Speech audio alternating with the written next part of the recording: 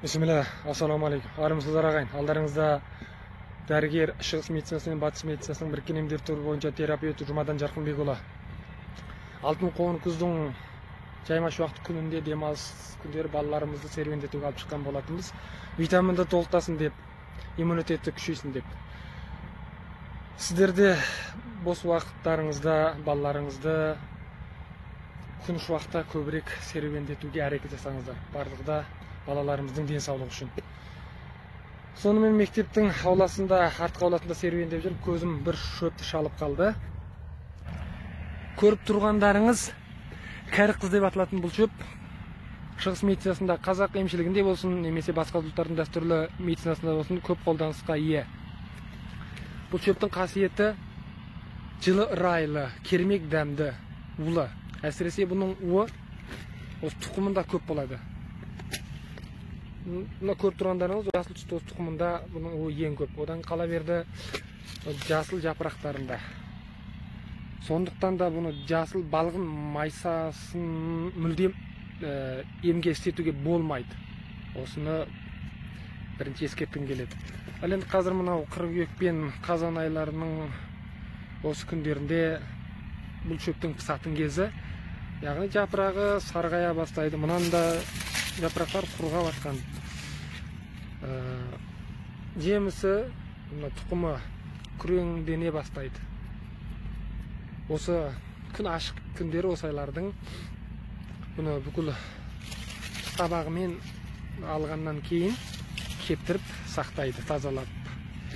Басқа да бір түрі сақтап әтісі, осы жемісін, немесе тұқымын қақтап, қанық күрең түске енгенде сол беті сақтап ары қарай дәрілікке істетуге болады. Енді адамның денесінде сімірілетін меридианы бұл өкпе меридиандарында сіміріледі. Өсетін орындары өздеріңіз көріп тұрғандарыңыздай мынау қағыр, тақырлау жер екен, мектептің артқы аулалары. Осындай қағыр, құмайтты, тақырлау жерлерде, жолдың бойында, өзеннің жағалауларында, атызды егістіктің маңайларында, ең жерлерде, қысқасы бүкіл Қазақстанның барлық өңірлерінен табуға болады. Кәріғыздың құрамында кәріғыз глюкозид, витамин С, әртүрлі пигменттер, ағаш майлары, негіздік сілтілер деген сияқты күрделі химиялық қосылысты құрамдар көп. Ал енді морфологиялық әсеріне тоқталатын болсақ, жануарларға жасалған тәжірибеде қандағы қант құрамын төмендету, қанның қысымын түсіру, әртүрлі бактерияларға қарсы қасиет анықталған, мысалға сары түсті, алтын сары түсті шарша жүзім бактериясына қарсы қасиеті анықталған. Одан кейін кейбір грибоқтарға да әсері бар. Клиникада істетілуі бел тізенің ауруларына, осы кәріғыздан дайындалған 30% ерітіндіні 2 күнде бір салу арқылы сол ауырған нүктелерге 10 рет салынады. Әзет 3-5 рет салғанда жақсы әсер ете бастайды. Ішінара жағдайлар бір салғаннан ауру жеңілдейді. Сол белдің ауруларын айтатын болсақ, бел бұлшықеттерінің созылмалы зақымдалуы, сондайынан еріттің аурулары, белдің кілтете қалуы деген сияқты ауруларға істетіледі. Сосын аллергиялық мұрын қабынуларға істетіледі.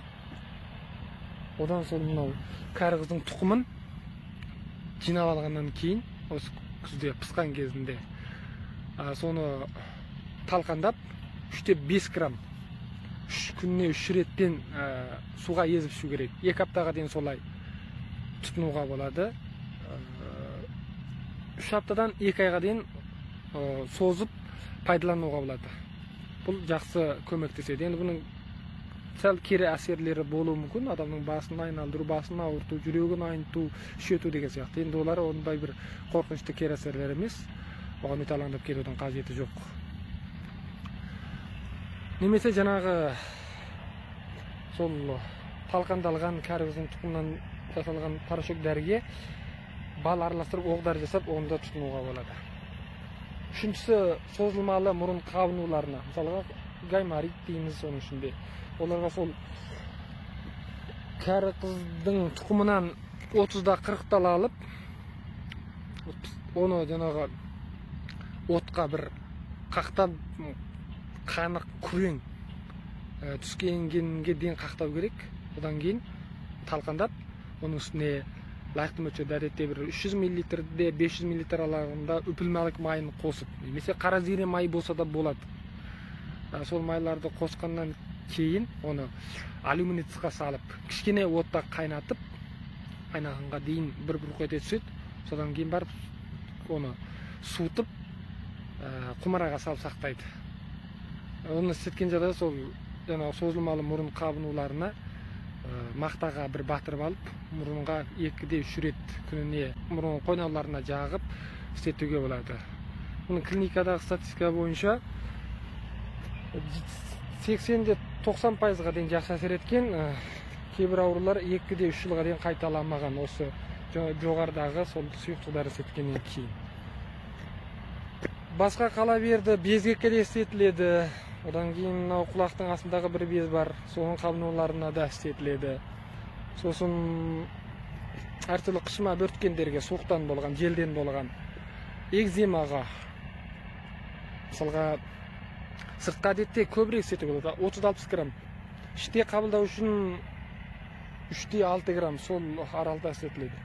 Енді жаңағы экзема сырттағы адам терісіндегі әртүрлі темір еткілерге, қотырларға, қышыма бөрткендерге істету үшін осы кәрі қыздың тұқымын талқандағаннан кейін оған үпілмелік майы, қара зере майы немесе бал араластырып, содан балшық дәрі жасап, жаңағы ауру бар терілерге жағуға болады лайықты мөлшерде.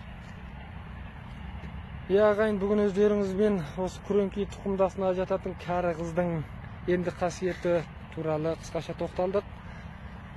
Тағы да ескертеміз, әсте өз бетіңізше қолданудан сақтаныңыз. Өйткені бұл шөп дәрі өте улы болғандықтан адам өміріне қауіп төндіретін жағы да бар. Сондықтан да қолдануыңыз кеп бара жатса, осы видеоның астына комментарий қалдырыңыздар, немесе бізге хабарласыңыздар.